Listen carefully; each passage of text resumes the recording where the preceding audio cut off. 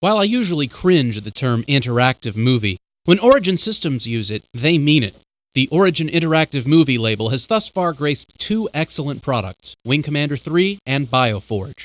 But if you talk to Aaron Roberts, like we did, you'll get a very different opinion.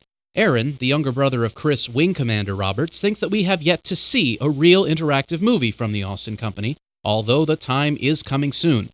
According to Aaron, the true potential of the forum will be unlocked for the first time with Wing Commander 4 The Price of Freedom and his upcoming project, The Darkening. In The Darkening, the player takes the role of an amnesiac from another world. He's discovered on the planet Crius, still locked in a cryo-sleep capsule after the explosion of his home ship a long time ago. And he's basically revived in hospital. All they know about him is he's been in the cryopod for, longer than the 10-year period. And basically the idea is you have to find out who you are and what happened, and then also explore the universe you're in. This would seem to be a pretty straightforward game plot, except that this isn't a linear adventure. It's actually an open-ended exploration and trading game in the spirit of Privateer and the Elite series. You basically have a huge sort of universe out there which you can explore. You can go anywhere, any place you like. You have a number of different planets to go to actually go and meet different people, different civilizations. You can choose just to trade between planets.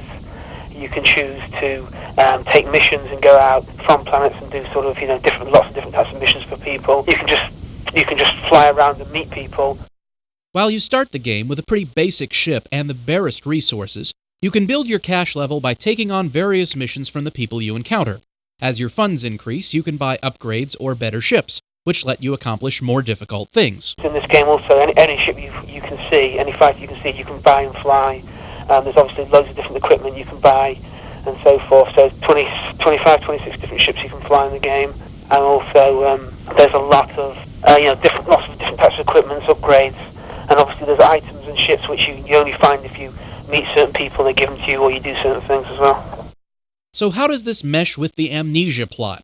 Well, it doesn't always fit like a glove, but the good news is it doesn't have to. Basically, the idea is you're following the track of clues to the end, of basically who you are. So you may pick up some information which takes you to another planet, but we don't say go do this mission, we'll give you more information. It's like take off, you go where you want, and you can follow up that clue straight away, or you can just go off and do some sort of other thing. You might meet someone else more interesting and they have something else they want you to do which has got nothing to do with your history, or you could just go and trade to get some more money. Most games of the interactive movie ilk have followed in the tradition of some really overblown Hollywood genre.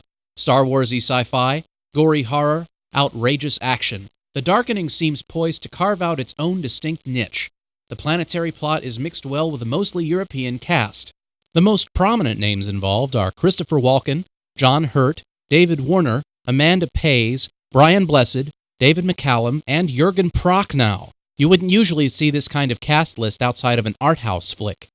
We're trying to encourage people who maybe wouldn't play games to come and actually buy and play this product, because try and entice some of the people who go and see films with John Hurt and Christopher Walken in, but maybe wouldn't buy a game. What you have to do is you have to make an interface which is very user-friendly and takes a player, only a few minutes to get involved in the game.